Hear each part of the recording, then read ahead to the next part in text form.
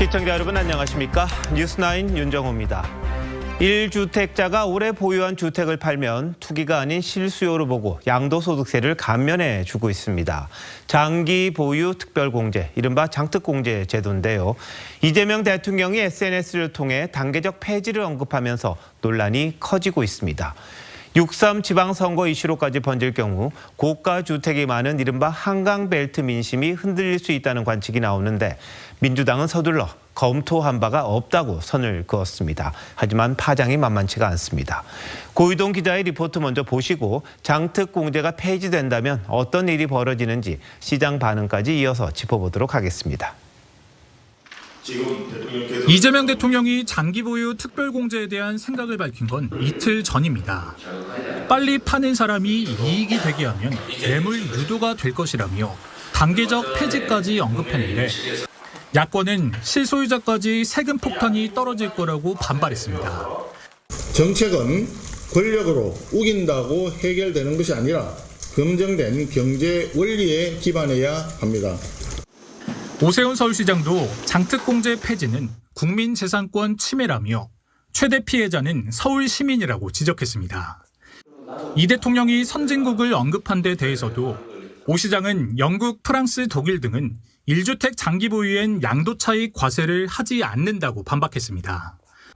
여권 내에서도 장특공제 폐지 논란이 6.3 지방선거에서 특히 고가주택이 몰려있는 한강벨트 민심 악화로 이어질 수 있다는 우려가 나오면서 민주당은 세제 개편은 검토한 바 없다고 선을 그었습니다. 진보당 등 법여의원 10명이 낸 장특공제 폐지 법안에 대해서도 정당하게 보유한 분에게는 세부담이 없어야 한다고 거리를 뒀습니다. 여당에선 이 대통령 발언은 비거주 1주택자의 방점이 찍혀있다는 해석도 내놓고 있습니다. 장특공제는 보유와 거주 기간을 각각 따져 최대 80% 감면하도록 돼 있는데 보유공제 부분 40%만을 우선 조정할 가능성도 거론됩니다. TV조선 고유동입니다. 양도세 감면 혜택인 장기 보유 특별공제가 사라지거나 줄어들면 서울 아파트 보유자의 절반이 영향을 받게 됩니다. 세금 부담이 얼마나 커지는지 송병철 기자가 알아봤습니다. 재작년 집 소유자들의 장기 보유 특별공제 금액은 약 8조 원. 최근 범여권이 발의한 대로 장특공제가 폐지되면 장기 보유 특별공제를 폐지하고 이를 1인당 평생 받을 수 있는 세금 감면 한도를 2억 원으로 한정하는 장기 보유 세액공제로 전환하겠습니다. 집을 팔 때 내는 양도세 부담은 커질 수밖에 없습니다. 서울 아파트 중위값이 양도세 비과세 혜택이 주어지는 12억 원에 걸쳐 있는 만큼 아파트 보유자 절반이 영향권에 들 것으로 보입니다. 만약 18억 원에 사서 10년 실거주한 75억 원 아파트를 팔 경우 현재 양도세는 4억 원 수준이지만 장특공제가 없어지면 양도세는 20억 원으로 무려 5배나 오릅니다. 만약 문재인 정부 당시 민주당이 당론으로 채택했던 안을 적용해보면 장기 보유 특별공제는 80%에서 50%로 줄어듭니다. 양도세는 10억 원대로 역시 2배 정도 늘어납니다. 두 방안 모두 비슷한 집으로 이사조차 갈 수 없는 세금 장벽이 생기는 셈입니다. 매도 후에 발생하는 실수익은 급감하게 됩니다. 해당 차익을 가지고 다른 주택을 매수하고자 할 경우에 결국에는 총 매수 금액이 떨어지는 효과가 발생하게 됩니다. 정부가 이르면 올해 세법 개정안에 폐지안을 담을 것으로 전망되면서 세금 폭탄을 우려하는 중산층 1주택자들의 반발은 더 거세질 전망입니다. TV조선 송병철입니다. 이재명 대통령 발언 하루 만에 민주당이 양도세 개편은 검토한 바가 없다고 했습니다. 그런데 혼선은 더 커지고 있습니다. 과도한 부동산 수익은 손봐야 한다는 목소리가 있지만 1주택자까지 투기꾼 취급을 하냐는 불만이 큰 겁니다. 이유경 기자의 보도입니다. 장기 보유 특별공제 폐지를 시사하는 이재명 대통령의 발언이 알려지자 하루 종일 공방은 뜨거웠습니다. 서울 집값이 너무 오른 만큼 장특공제 혜택 축소가 맞다는 찬성 목소리부터 보유공제는 없애겠다라고 했는데 어느 정도는 일리는 있다라고 보고는 있어요. 오래된 분일수록 차이 크잖아요. 집 한 채 있는 은퇴자들의 노후까지 흔들어야 하냐는 불만까지 다양했습니다. 학군 필요한 사람들한테 전세를 주고 본인은 필요가 없는 지역으로 나가 있고 이게 나쁜 건 아니잖아. 이게 더 좋은 거잖아요. 비거주 1주택자는 무조건 이렇게 되게 나쁘게 좀 또 몰아가고 막 이러니까. 이 대통령의 발언 자체가 혼란스럽다는 반응도 나왔습니다. 실제로 이 대통령은 장특공제를 장기 보유만으로 세금을 깎아주는 제도라고 했지만 실제로는 실거주 조건이 포함돼 있습니다. 하나만 남겨놓고 팔아야 되냐 어쩌냐고 말하더라고. 하나도 못 남기는 거 아니냐. 얘기는 오더라고. 얘기는 해줄 거란 말이죠. 벌써부터 집주인들이 자기 집으로 돌아오는 유턴 현상 조짐도 엿보입니다. 여기를 임대를 주고 다른 데 가고 있다가 다시 유턴을 하고 있어요. 전세가 풍지 현상이 일어나고 기존의 임대인들이 임대를 주지 않고 본인 직접 들어가서 살아버리니까.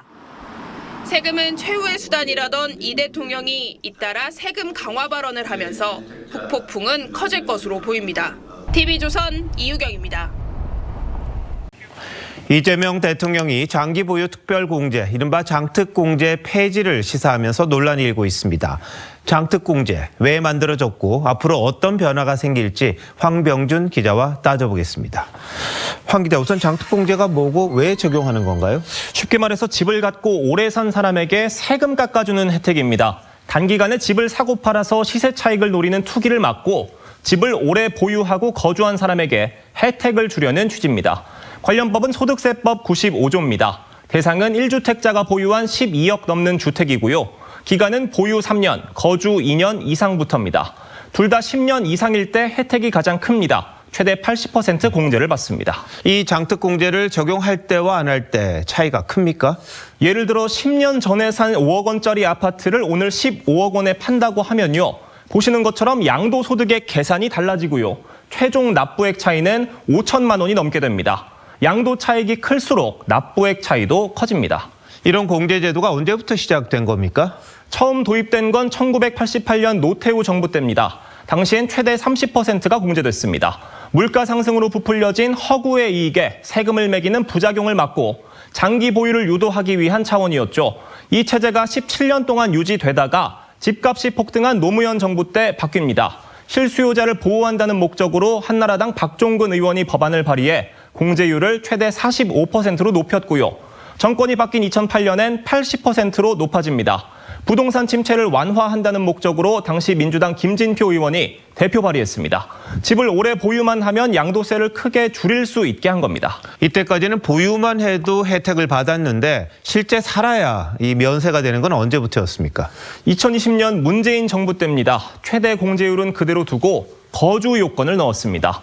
이전까진 20년 이상 보유만 해도 최대 80% 공제를 받았지만 이후로는 40%만 받게 된 거죠. 10년 이상 보유, 5년 이상 거주했을 땐 각각의 공제율에 맞춰 60%가 공제됩니다. 보유와 거주가 맞물려서 최종 계산에 반영되는 겁니다. 자, 그럼 거주 요건이 이미 반영이 돼 있다는 거잖아요. 근데 이 대통령은 왜 보유만 해도 세금을 깎아준다 이렇게 말을 한 거죠? 이 대통령 발언부터 살펴보겠습니다. 장특공제는 거주 여부와 무관하게 오로지 장기 보유했다는 사유만으로 양도세를 대폭 깎아주는 제도라면서 장기 거주에 대해 깎아주는 건 따로 있다라고 언급한 부분이 논란인 건데요. 이 대통령이 장특공제가 정확히 뭔지 잘 몰랐거나 표현의 오류라는 해석입니다. 장기 거주자들에 대해서 혜택을 주는 건 장기보유특별공제밖에 없습니다. 착각을 하지 않았나. 장기 거주할 때 일부 양도세를 깎아주는 제도와 장기 보유했을 때 깎아주는 제도를 합쳐서 장기 보유 특별공제라고 지금 부르고 있는 거거든요. 전문가들 사이에선 이 대통령이 쓴 글의 전체 맥락을 고려했을 때 거주 요건에 대한 공제는 유지하되 보유만 하는 경우에 대해 혜택을 줄이는 방향으로 변화가 생길 수 있다는 분석이 나옵니다. 네, 생계형 비거주자들도 상당히 불만이 있을 수 있을 것 같은데요. 정부가 이런 부분까지 좀 세세하게 살펴야 되지 않나 이런 생각도 드네요. 황 기자, 잘 들었습니다.